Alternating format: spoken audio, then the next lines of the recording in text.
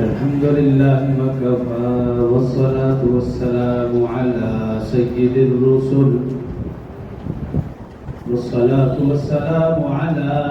الرسل وخاتم الأنبياء وعلى آله المجتبى وأصحابه الأتقياء ونشهد أن سيدنا وسندنا وحبيبنا وشفيعنا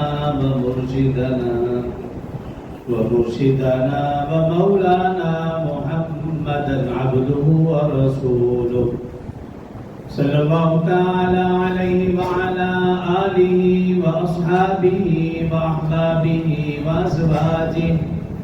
وأزواجه وذرياته وأهل بيته أجمعين وسلم تسليما كثيرا أما بعد فأعوذ بالله من الشيطان الرجيم بسم الله الرحمن الرحيم يا أيها الذين آمنوا اتقوا الله حق تقاته ولا تموتن إلا وأنتم مسلمون واعتصموا بحبل الله جميعا ولا تفرقوا واذكروا نعمة الله عليكم إذ كنتم أعداء فألف بين قلوبكم فأصبحتم بنعمته إخوانا قال الله تبارك وتعالى في مقام آخر ولا تكونوا كالذين تفرقوا واختلفوا من بعد ما جاءهم البينات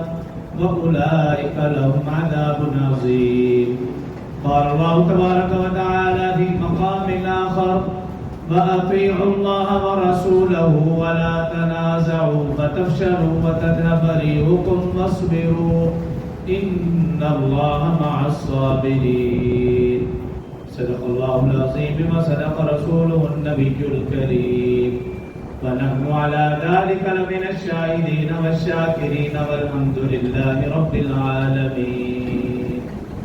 تمام احباب مل کر ایک مرتبہ نماز والا درود شریف بابا سے بلند پڑھ اللهم صل على محمد وعلى آل محمد كما صليت على إبراهيم وعلى آل إبراهيم إنك حميد مجيد.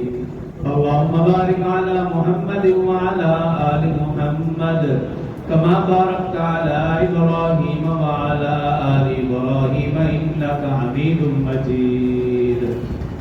رب اشرح لي صدري ويسر لي أمري واحلل عقدة من لساني يفقهوا قولي. رب زدني علما رب زدني علما رب زدني علما. میرے انتہائی واجب الاحترام برادران اسلام، دوستوں، بزرگوں، بھائیوں،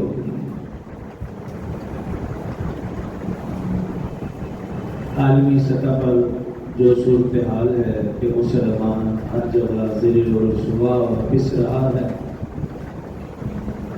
اس صورتحال میں ضرورت ہے مسلمانوں کو اتفاق و اتحاد کی. آج کے مختصر سے خطبہ میں اتفاق و اتحاد کے حوالے سے چند گزارشات درج کروں گا. محترم سامعین، اللہ رب العزت نے جو ہمیں دین عطا فرمایا ہے یہ اللہ کا پسندیدہ دین ہے. ان الدین عند اللہ الاسلام.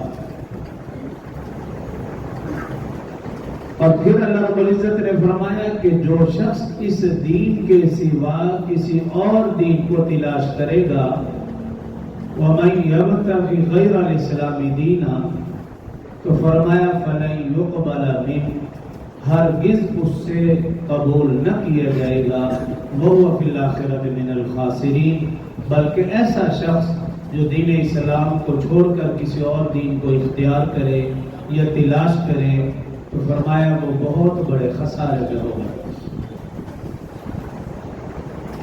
اور یہ دین اللہ رب العزت نے رسول اللہ صلی اللہ علیہ وسلم کو دے کر بھیجا اور فرمایا هو الذی ارسل رسولہ بالہدی ودین الحق. ہم نے جو رسول اللہ صلی اللہ علیہ وسلم کو دین دیا ہے یہ دین ہدایت ہے، یہی دین حق ہے۔ اور پھر اگلی بات ارشاد فرمائی کہ لِيُظْهِرَهُ عَلَى الدِّينِ كُلِّهِ، جو دین ہم نے رسول اللہ صلی اللہ علیہ وسلم کو دیا ہے، یہ دین پوری دنیا پر غالب آ کر رہے گا۔ وَكَفَى بِاللَّهِ شَهِيدًا، اور اس کی گواہی کے لیے اللہ ہی کافی ہے۔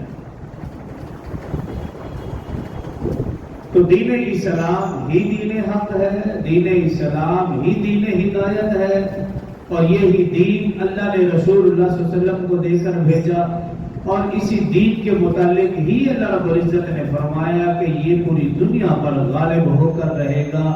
اور 10ویں سپارے میں اللہ رب العزت نے فرمایا وَقَاتِلُوهُمْ حَتَّى لَا تَكُونَ فِتْنَةٌ وَيَكُونَ الدِّينُ كُلُّهُ لِلَّهِ۔